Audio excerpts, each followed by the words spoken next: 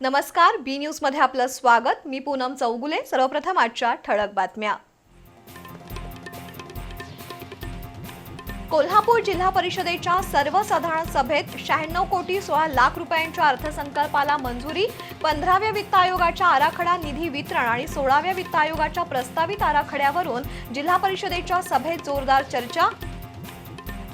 Tawde hotel परिसरातील अवैध बांधकाम प्रकरणी महापालिका आणि बांधकामधारकांनी 6 जुलैला प्रतिज्ञापत्र सादर करावं। तोवर जैसे थे परिस्थिती ठेवण्याचे न्यायालयाचे आदेश। गोकुळच्या निवडणुकीसाठी राष्ट्रवादी अजित पवार गटाच्या वतीनं जोरदार शक्ती प्रदर्शन। 1968 ठराव दाखल केल्याचा दावा करत महायुतीत राष्ट्रवादीच मोठा भाऊ असल्याचा नामदार हसन मुश्रीफ यांचा दावा।